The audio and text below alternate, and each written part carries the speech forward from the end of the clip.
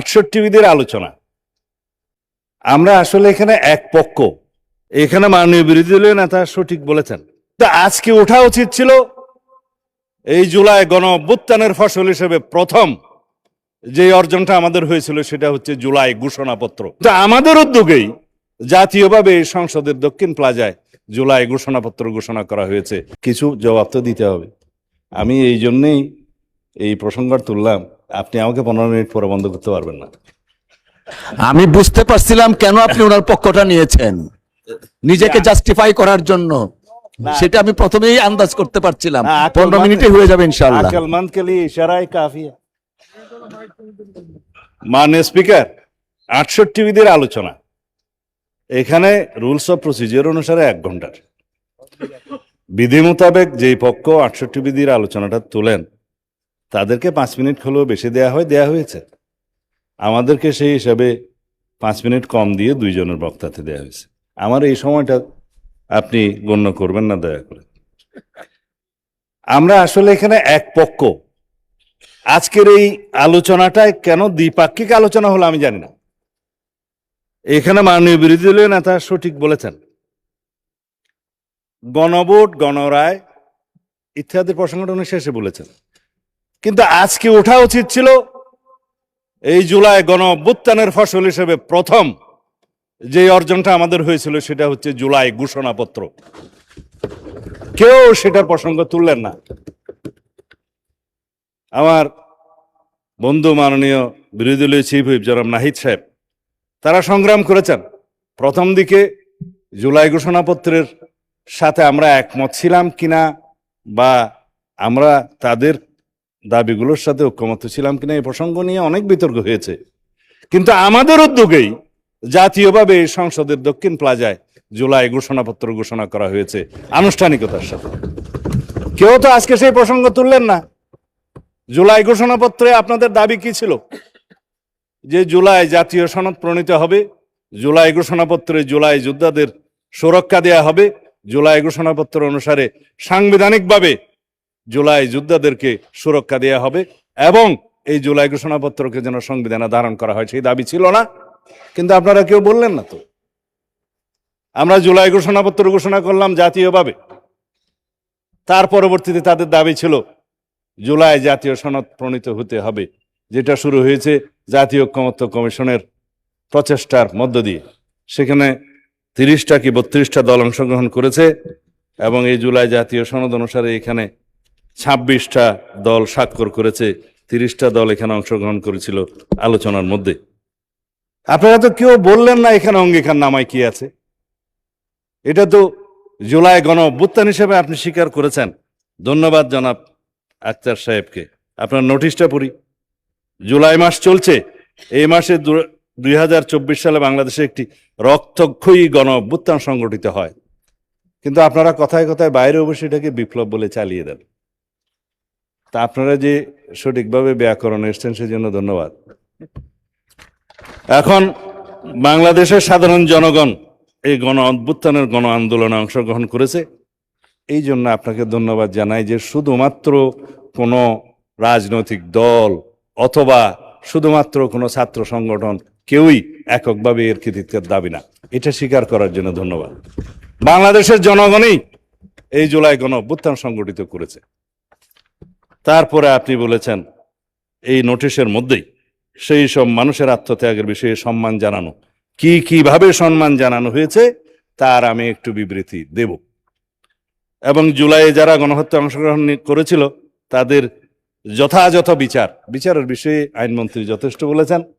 2টা বিষয় উনি হয়তো সময়ের অভাবে বলতে পারেন না, সেটা আমি এক লাইনে বলব। শাস্তি কার্যকর করার বিষয়ে আলোচনা। এই আসি আইনমন্ত্রী সাহেবের কথা দিয়ে। জুলাই গণ অভ্যুত্থানে সংগঠিত গণহত্যা ও মানবতা বিরোধী অপরাধ এবং তৎপূর্বে ফ্যাসিস্ট সরকার কর্তৃক গুম, এই কথাগুলো কেউ বলে নাই। যে 17 বছরের যে অবিরাম যাত্রা, এই যে মুক্তির মন্দিরে সোপানো তুলে কত প্রাণ হলো বলিদান লেখা আছে অস্ত্র জলে, এই 17 বছরের এই যাত্রাগুলো তো আমরা এখানে আজকে কেউ বললাম না। ধন্যবাদ, বলে থাকলে ধন্যবাদ, ধন্যবাদ, ধন্যবাদ। এই 17 বছরের অবিরাম ফেসিবাদ বিরোধী গণতান্ত্রিক আন্দোলনে সবচাইতে বেশি ত্যাগ স্বীকার করেছেন আমাদের নেত্রী, দেশনেত্রী বেগম খালেদা জিয়া। আমরা কেউ তার নাম নিলাম না, যার ত্যাগের সাথে এই বাংলাদেশের কোন রাজনৈতিক আন্দোলনের ত্যাগের কারোই তুলনা চলে না। সন্তান হারিয়েছেন, নিজের জীবন বিসর্জন দিয়েছেন, শেষ পর্যন্ত আপসহীন থেকে এই কবরে শায়িত আছেন। তিনি আমাদের জন্য অনুপ্রেরণা হয়ে থাকলেন, সারা পৃথিবীর গণতন্ত্রকামী মানুষের জন্য অনুপ্রেরণা হয়ে থাকলেন। এই ফ্যাসিস্ট সরকার কর্তৃক গুম, আয়নাগরে অবৈধ বন্দিশালায় বন্দি রাখা, বিচার বহির্ভূত হত্যাকাণ্ড, এগুলোর জন্য তো আমরা মামলা করেছি। আমি নিজে বাদী হয়ে একটা মামলা করেছি আন্তর্জাতিক অপরাধ ট্রাইব্যুনালে। এর মামলার সংখ্যা এখনো পর্যন্ত 590, যেটা আইনমন্ত্রী সাহেব বললেন। উনি বিস্তারিত বলেছেন, একটা জিনিস উনি সময়ের অভাবে হয়তো বলতে পারেননি, আরো 12টা মামলা তদন্ত শেষ করে ফর্মাল চার্জ গঠনের জন্য অপেক্ষা করছে, বিচার শুরুর অপেক্ষায় আছে। ফর্মাল চার্জটা, হ্যাঁ, আরো 12টা বলে থাকলে ধন্যবাদ, যেগুলো হয়েছে। সেটা আর মামলার দিকে গেলাম না, মাননীয় স্পিকার। এটা আইনমন্ত্রী সাহেব যথেষ্ট কভার করেছেন। এগুলা গৃহীত ব্যবস্থার মধ্যে প্রসঙ্গ এসছে, বিগত সরকারের সময়ই যা হয়েছে হয়েছে, বর্তমান সরকারের এই 4-5 মাস বয়সে কিছুই তো আগালো না, এই তো কথা। তার জবাব তিনি দিয়েছেন। আমি প্রশ্ন করি, আমার বন্ধু নাহিদ সাহেব যে বলেছেন আওয়ামী লীগের দল হিসেবে বিচার করতে হবে, কেন? সেই ক্যাবিনেট মিটিংয়ে তো আপনারাও ছিলেন, যেখানে দল হিসেবে আওয়ামী লীগের বিচার করার জন্য আইন সংশোধনের প্রস্তাব উঠেছিল উপদেষ্টা কমিটির বৈঠকে। সেখানে আর্টিকেল 47 অনুসারে এই সন্ত্রাস বিরোধী আইনে এবং আইসিটি একটা পরিবর্তন করে আওয়ামী লীগের বিচার করার জন্য ক্যাবিনেট মিটিং উঠেছিল। আপনারা তো সেই মিটিংয়ে ছিলেন, পাশ করেন নাই তো। পরে এটা আন্দোলন হলো, শাহবাগ আন্দোলন। তারপরে যমুনাতে নিয়ন্ত্রিতভাবে ঘেরাও হলো, এরপরে সেটা আদায় করতে হলো। আমি নিজে আজকে পার্লামেন্টে স্বীকার করছি, উদ্যোগী হয়ে দলের পক্ষ থেকে সেই আইন প্রণয়নের জন্য সহযোগিতা করে সেই আইনটা পাশ করেছি, যে আওয়ামী লীগের বিচার দাবি করছি আমরা। 2025 সালের 5ই ফেব্রুয়ারি প্রেস ক্লাবে আমি সর্বপ্রথম দল হিসেবে আওয়ামী লীগের বিচার করার জন্য দাবি তুলেছিলাম। অডিও ভিডিও মিডিয়াতে সবগুলো আছে দলের পক্ষ থেকে। কিন্তু আপনারা আপনাদের অতীত বলতে চান না, আমিও চাই না, অতীত নিয়ে ঘাটাঘাটি করতে চাই না। আমরা সামনের দিকে যাব, ইতিহাসের দিকে কম হাঁটব। কিন্তু ভবিষ্যৎ সব সময় লেখা থাকে অতীতের মধ্যে। সেই অতীত নির্ধারণ করতে বর্তমান এবং ভবিষ্যৎ কি হবে, সেই জন্য মাঝে মধ্যে একটু ইতিহাস চর্চা। তারপর আমি আজকে ইতিহাসে যাব না। মাননীয় স্পিকার, জুলাই যোদ্ধাদের সুরক্ষার জন্য যে প্রতিশ্রুতি, যে অঙ্গীকার আমরা জুলাই জাতীয় সনদে করেছি, সেটা তো বাস্তবায়ন হয়েছে। এখানে আজকে আবার নতুন করে আমার বন্ধু বললেন যে আমাদের কোনো কোনো সদস্য বলছেন যে জুলাই যোদ্ধাদের সাথে পুলিশ হত্যার একটা তুলনা করে বক্তব্য দিয়েছে। এই মহান জাতীয় সংসদে কেউ কোনো বক্তব্য দেয় না। হাউসের বাইরের কোনো বক্তব্য পার্লামেন্টের ডিসকাশনে আসতে পারে না। It is irrelevant in the house. কেউ যদি কোথাও বলে থাকে, টক শোতে বলে থাকে, বাইরে বলে থাকে, সেটা সেখানে ব্যাপার, পার্লামেন্টের প্রসিডিং এর মধ্যে আসবে না। আমরা জুলাই জাতীয় সনদের এই অঙ্গীকার নামায় যেখানে সংশোধন হয়েছে, যেদিন স্বাক্ষর হবে জুলাই জাতীয় সনদ, সেদিনও একটা আন্দোলন হয়েছে এই দক্ষিণ প্লাজার সেই মাঠে জাতীয় সংসদের। আমি নিজে টেলিফোন করে, আমার বন্ধুরা সাক্ষী আছে কয়েকজন, আমি প্রফেসর আলী রিয়াজ সাহেবকে অনুরোধ করে সেটা সংশোধন করে বলেছি, হ্যাঁ তাদের দাবি ন্যায্য, এই অঙ্গীকার নামা আপনারা সংশোধন করেন, আমরা সবাই স্বাক্ষর করব। সেটা কি ছিল? শহীদ পরিবার ও আহত বীর জুলাই যোদ্ধাদের আইনগত দায় মুক্তি এবং মৌলিক অধিকার সুরক্ষা ও নিরাপত্তা নিশ্চিত করা। সেটা অর্ডিন্যান্স হয়েছে পরে। সেই অর্ডিন্যান্স তো প্রথম সেশনে আমরা আইনে পরিণত করে দিলাম, জুলাই যোদ্ধাদের সুরক্ষা আইন। সেটা বাস্তবায়ন হয়েছে। এখন বাস্তবায়নের দরকার হলে এই জুলাই জাতীয় সনদ। আপনারা যেহেতু জুলাই ঘোষণাপত্র নিয়ে কথা বলেন নাই, যেহেতু আপনারা জুলাই জাতীয় সনদ নিয়ে আজকে কথা বলেন নাই, শুধু আপনারা বলেছেন গণভোটের গণরায়কে শ্রদ্ধা করা দরকার। গণভোটের গণরায়কে শ্রদ্ধা জানাতে হলে সংবিধান সংশোধন কমিটিতে আপনাদেরকে আসতে হবে, সেখানে আলোচনা করতে হবে। সেখানে যদি সবাই সমঝোতার ভিত্তিতে আমরা যদি এই জাতীয় কি যেন সংবিধান সংস্কার পরিষদ যদি গঠন করতে হয়, সেই আলোচনা ওখানে হবে, কিন্তু আপনারা ওয়াকআউট করলেন। আপনারা সংবিধান সংশোধনী কমিটিতে থাকতে চাইলেন না, সেটা ইতিহাস হয়ে থাকলো, জাতি দেখলো। আমরা এই সংবিধান সংশোধন করতে চাই, সংবিধানের গণতান্ত্রিক সংস্কার করতে চাই, আমরা রাষ্ট্র কাঠামোর গণতান্ত্রিক সংস্কার করতে চাই, আমরা বিচার বিভাগের স্বাধীনতা নিশ্চিত করতে চাই, গণমাধ্যমের স্বাধীনতা নিশ্চিত করতে চাই, এবং আমরা ভবিষ্যতে যাতে এই দেশে কোনোদিন ফেসিবাদ এবং ফেসিবাদী কোনো উৎপত্তি না হয়, উৎপাদ না হয়, পার্লামেন্টারি ফুয়ারার সৃষ্টি না হয়, সেজন্য আমরা এমন সংবিধান সংশোধন করতে চাই যে এই সংবিধানটা সমঝোতার ভিত্তিতে গ্রহণ করা উচিত। কিন্তু আপনারা সহযোগিতা করলেন না। এখনো উন্মুক্ত আছে 5টা আসন, সদস্য সংখ্যা আপনাদের জন্য নির্ধারিত আছে। আপনারা যদি কখনো মনে করেন এই সংবিধান সংশোধনী কমিটিতে আসবেন, তাহলে আপনারা এই গণতান্ত্রিক চর্চা হিসেবে আপনারা অংশগ্রহণ করতে পারেন। আমরা অলওয়েজ ওয়েলকাম জানাবো।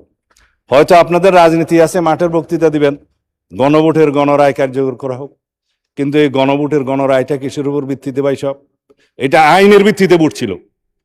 সেই আইনটা কি ছিল? আইনও ছিল না, আদেশের ভিত্তিতে ছিল।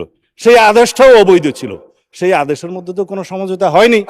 জুলাই জাতীয় সনদ তো আপনাদের সবার স্বাক্ষর আছে, সমঝোতা হয়েছে, ঘোষণাপত্র সমঝোতা হয়েছে, ঐতিহাসিকভাবে সেটা স্বাক্ষরিত হয়েছে, এই দক্ষিণ প্লাজায় সেটা জাতি দেখেছে। কিন্তু যে জুলাই জাতীয় সনদ সংবিধান সংস্কার বাস্তবায়ন আদেশ নামে এই যে একটা আদেশ জারি করা হলো অবৈধভাবে, কারোর সাথে তো কোনো আলোচনা হয়নি, রাজনৈতিক সমঝোতা হয়নি।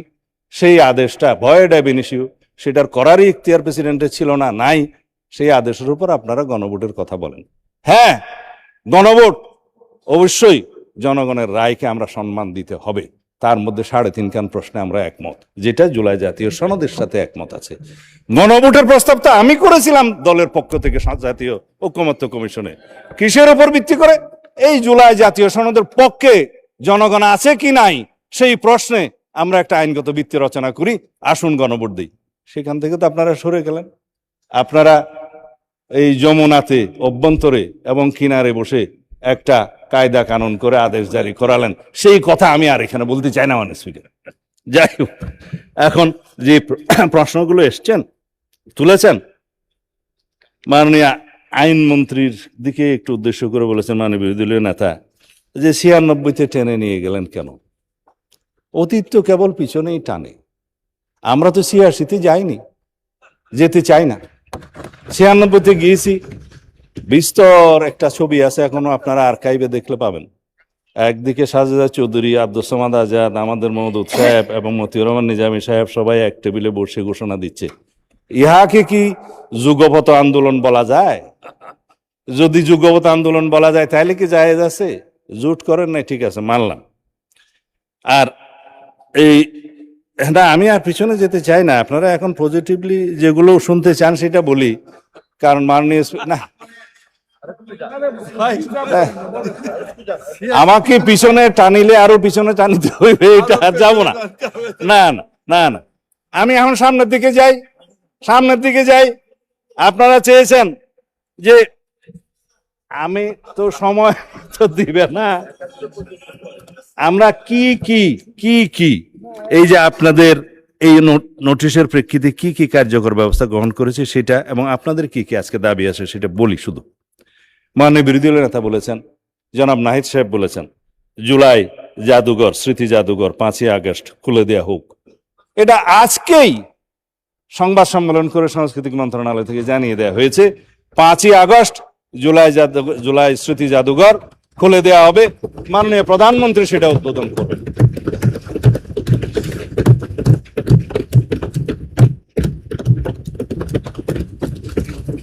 বলেছেন ভাতা প্রদানের কথা জুলাই যোদ্ধাদের জন্য, যে ভাতাগুলো মুক্তিযোদ্ধা মন্ত্রণালয়ের মাধ্যমে দেয়া হয়, সেই শহীদ পরিবারকে এককালীন 30 লক্ষ টাকা করে দেয়া হয়েছে।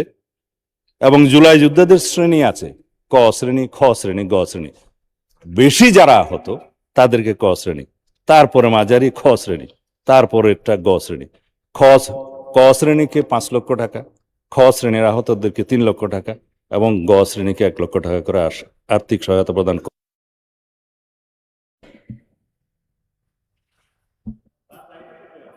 আচ্ছা, জি মাননীয় মন্ত্রী, বিরোধী দলে সরকারি দলের চিফ হুইপ বলছেন 5 মিনিট বাড়ানোর জন্য।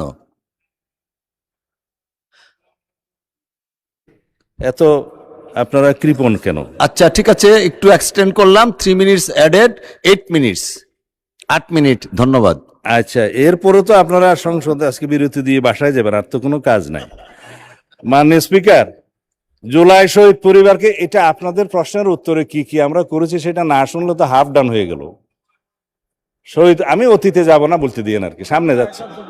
শহীদ পরিবারকে মাসিক 20,000 টাকা, ক শ্রেণীর জুলাই যোদ্ধাদেরকে মাসিক 20,000 টাকা এবং খ শ্রেণীর 15,000 এবং গ শ্রেণীর 10,000 টাকা করে মাসিক ভাতা প্রদান করা হচ্ছে। মাননীয় বিরোধী দলের নেতা দাবি উত্থাপন করেছেন, অর্থমন্ত্রী সদয় হলে মাননীয় প্রধানমন্ত্রী দয়া করলে আমাদের সামর্থ্য অনুসারে ভবিষ্যতে কি এটা বাড়ানো যায় না? অবশ্যই বাড়ানো যাবে। আর আহতদের দীর্ঘমেয়াদী চিকিৎসার কথা বলেছেন।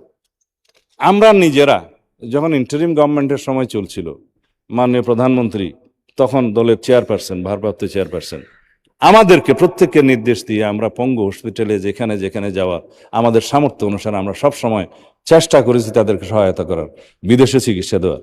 এখনো পর্যন্ত কোনো আহত জুলাই যোদ্ধার যদি বিদেশে চিকিৎসার প্রয়োজন হয়ে থাকে, অগ্রাধিকার ভিত্তিতে তাদের সেই ব্যবস্থা গ্রহণ করা হবে ইনশাআল্লাহ। জুলাই ফাউন্ডেশনের কথা বলেছেন মাননীয় বিরোধী দলের নেতা। জুলাই ফাউন্ডেশন এখনো পর্যন্ত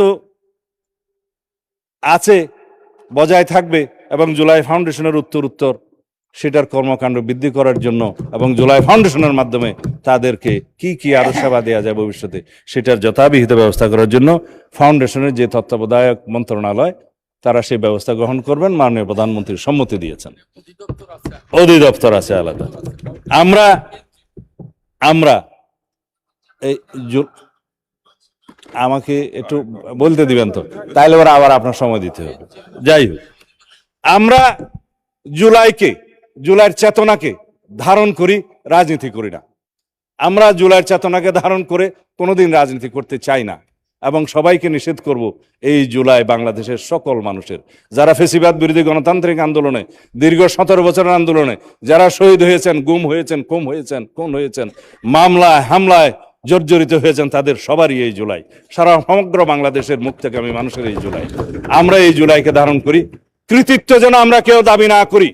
যারা 71-এর চেতনা নিয়ে ব্যবসা করতে করতে, রাজনীতি করতে করতে আজকে দুলাই গিয়ে কি যেন দিল্লি গিয়ে ঠাঁই হয়েছে, সেই অবস্থা যেন আমাদের কারো না হয়। সুতরাং বাংলাদেশের ভবিষ্যৎ প্রজন্ম এই জুলাই গণ অভ্যুত্থানের স্মৃতিকে ধারণ করে, এই ইতিহাসকে ধারণ করে ভবিষ্যতে যাতে শিক্ষা নেয়, ভবিষ্যতের সকল সরকার যাতে শিক্ষা নেয়, কোনোদিন যাতে ফেসিবাদী আচরণ করার সাহস না পায়, সেইভাবে আমরা জুলাইকে ধারণ করবো। মাননীয় স্পিকার, আমরা মিডিয়ার ফ্রিডম নিয়ে কথা বলছি। মাননীয় বিরোধী দলের নেতা বলেছেন যে কিছু কিছু মিডিয়া এখনো আগের আচরণ করার জন্য তারা তাদের সিমটম প্রকাশ করা শুরু করেছে। একদিকে আমরা ফ্রিডম অফ স্পিচের কথা বলবো, আর একদিকে আমরা তথ্য প্রবাহকে এবং মিডিয়ার ফ্রিডমকে আমরা গলা চিপে ধরবো, সেটা হয় না। আমরা পাল্টা সেটার জবাব দিয়েই দেব, পাল্টা জবাব দিয়েই মিডিয়ার সেই সমস্ত আচরণকে আমরা জবাব দেব। কোনো মিডিয়াকে আমরা স্বৈরাচারী আচরণ করতে দেব না, কিন্তু সেটা ডিপেন্ড করবে আমাদের আচরণ। কারণ ফ্রিডম অফ স্পিচ এবং freedom of press is always subject to some restriction imposed by the reasonable ground in the interest of the state, এবং সেই রিজনেবল রেস্ট্রিকশনগুলো বর্ণনা করবে মাননীয় আদালত। সেটা আছে আর্টিকেল 39-এ, সেটা কিন্তু উন্মুক্ত নয়। যাই হোক, আমরা বর্ডার ইস্যু নিয়ে এখানে মাননীয় বিরোধী দলের নেতা কথা বলেছেন। বর্ডার ইস্যুতে এই প্রথমবার এই আমরা 4-5 মাসের সরকারে আমরা সমস্ত জায়গায় একজনকে অবৈধভাবে পুশিন হতে দেই নাই, সেটা অন রেকর্ড। আমরা চেষ্টা করেছি আমাদের সার্বভৌমত্বকে আমরা যেন সর্বতোভাবে রক্ষা করার চেষ্টা করেছি। আমরা আমাদের জওয়ানরা, বিজেপির সৈনিকরা পাল্টা গুলি করেছে আমাদের বর্ডারে, আপনারা নিশ্চয়ই দেখেছেন। আমরা বলেছি যে কোনো দেশের এমন কোনো আচরণ আমরা বরদাস্ত করব না যাতে আমাদের সার্বভৌমত্ব ক্ষুণ্ণ হয়, আমাদের স্বাধীনতা ক্ষুণ্ণ হয়। আমরা সবাই এক, এখানে সরকারি দল বিরোধী দল বলতে কোনো কথা নেই। আমরা বাংলাদেশের স্বাধীনতার সার্বভৌমত্বের প্রশ্নে সবাই ঐক্যবদ্ধ থাকব। আমরা ফ্যাসিবাদ বিরোধী গণতান্ত্রিক আন্দোলনে যেভাবে ইস্পাত কঠিন জাতীয় ঐক্য আমরা গড়ে তুলেছি, সেই জাতীয় ঐক্য ন্যাশনাল ইস্যুতে সবসময় এক থাকবে বলে আমি বিশ্বাস করি। আমরা যা কিছু তর্ক বিতর্ক করব সরকারি দল বিরোধী দল এই হাউসের মধ্যে করব, কিন্তু আমরা কোনো জাতীয় ইস্যুতে স্বাধীনতার সার্বভৌমত্বের প্রশ্ন আমরা কখনোই ছাড় দেব না। আমরা ঐক্যবদ্ধ থাকবো যেভাবে আমরা ফ্যাসিবাদ বিরোধী গণতান্ত্রিক আন্দোলনে ঐক্য গড়ে তুলেছি। এটাকে আমরা শক্তিতে পরিণত করব এই জাতিকে এগিয়ে নিয়ে যাওয়ার জন্য। মানে স্পিকার, পার্শ্ববর্তী দেশের সাথে সম্পর্ক কি হবে সেটা তো আমরা এখানে আলাপ আলোচনা করে সংসদে আমরা সংবিধান সংশোধন করে পররাষ্ট্রনীতি সংশোধন করে আমরা এখানে করতে পারি। সেটা তো সরকারের একক কোনো দায়িত্ব না। প্রতিবেশীকে কখনো পাল্টানো যায় না। কথায় আছে যে আপনি আপনার স্ত্রী পাল্টাতে পারবেন, কিন্তু প্রতিবেশী তো আপনি পাল্টাতে পারবেন। সুতরাং না, এটা অন্যভাবে বললেন না। হ্যাঁ, সুতরাং প্রতিবেশীর সাথে কি সম্পর্ক হবে, বাইলেটারাল কি সম্পর্ক হবে, ট্রেড এন্ড কমার্সের কি সম্পর্ক হবে, অবশ্যই সেটা হবে on the basis of the mutual dignity, respect and on the basis of the sovereign equality. সেটা আমরা আগেই ঘোষণা করেছি। আমরা তো আগেই বলেছি, আমাদের নেতা আগে বলেছেন, ওই অন্য কোনো দেশ নয়, সবার আগে বাংলাদেশ। আমি নাম নিলাম না, আমরা সবার আগে বাংলাদেশ নীতিতেই আমরা আছি এবং এইভাবেই আমরা ম্যান্ডেট পেয়েছি। মাননীয় স্পিকার, আমাদের বন্ধু আক্তার সাহেব অনেক বিষয়ে কথা বলেছেন যে হাসিনাকে ফিরিয়ে নিয়ে এসে রায় কার্যকর করা হবে কিনা। হাসিনাকে ফিরিয়ে নিয়ে আসার জন্য ইন্টারিম গভর্নমেন্ট থেকে শুরু করে এই পর্যন্ত আমরা তাগাদাপত্র দিচ্ছি as per the extradition treaty with the পার্শ্ববর্তী দেশ আর কি, নেইবারিং কান্ট্রি। সেই এক্সট্রাডিশন চুক্তি অনুসারে, ট্রিটি অনুসারে আমরা তাকে ফেরত চাই। আমরা চাই তিনি ফেরত আসুক, বিচারের মুখোমুখি হোক। তবে আইনমন্ত্রী বলেছেন তাকে আসলে অ্যারেস্ট করা হবে এই জন্য যে শি ইজ অলরেডি কনভিক্টেড। সুতরাং তার আত্মসমর্পণের সুযোগ নাই। তিনি আসলেই তাকে গ্রেফতার করা হবে, রায় কার্যকর করা হবে। যদি আপিলের কোনো সুযোগ থাকে সেটা অন্য কথা, আইন আদালত বলবে। আর বেনজিরকে কি ইন্টারপোলের মাধ্যমে গ্রেফতার ইন্টারিম গভর্নমেন্ট করতে পেরেছে মাননীয় স্পিকার 2 বছরে? আমরা করেছি 3 মাসের সরকার আসার মধ্যে। সেই বেনজিরের সমস্ত কাগজপত্র 30 দিনের ভিতরে দিতে বলেছে সেই গভর্নমেন্ট, আমরা 3 দিনের মধ্যে দিয়েছি। আমরা অপেক্ষা করছি কখন তাকে ফেরত নিয়ে আসতে পারবো। আমরা হাদির হত্যাকারী 3 জনকে আমরা ফেরত চেয়েছি, সেখানে অ্যারেস্ট অবস্থায় আছে, তাদের বিরুদ্ধে মামলা চলছে। আমরা চেয়েছি সেই গভর্নমেন্টের কাছে এক্সট্রাডিশন চুক্তি অনুসারে কাগজপত্র পাঠিয়েছি। আশা করি তাদেরকে আমরা ফিরিয়ে নিয়ে আসতে পারবো। ফিরিয়ে নিয়ে আসলে পূর্ণাঙ্গ তদন্ত হবে এবং সেভাবে চার্জশিট হবে। আমাদের আন্তরিকতার কোনো ঘাটতি নাই। এখন আপনারা বলেন ট্রাইব্যুনালের সংখ্যা বাড়াতে হবে। আমরা পার্শ্ব করে ইন্টারিম গভর্নমেন্টের সময় একটা ট্রাইব্যুনাল থেকে 2টা ট্রাইব্যুনালে নিতে বাধ্য করেছি। এখন যদি প্রয়োজন হয় ট্রাইব্যুনালের সংখ্যাও বাড়বে, প্রসিকিউশনের সংখ্যা বাড়বে, ইনভেস্টিগেশন টিম বাড়বে, লজিস্টিক টিম বাড়বে। আমাদের প্রধানতম উদ্দেশ্য হচ্ছে এই দেশে ন্যায় বিচার প্রতিষ্ঠা করা। 1400 শহীদ হয়েছে, এটা জাতিসংঘের রিপোর্ট, কিন্তু এটা আমরা জানি 2000-এর বেশি। আহত হয়েছে 30,000-এর মতো মানুষ। তাদের সকলের ন্যায় বিচার নিশ্চিত করা হবে ইনশাআল্লাহ। যে এই বিচারগুলো এখানে আমরা শুধুমাত্র আইসিটি কোর্টে পেন্ডিং আছে দেখলাম, তার বাইরেও অনেক সাধারণ মামলা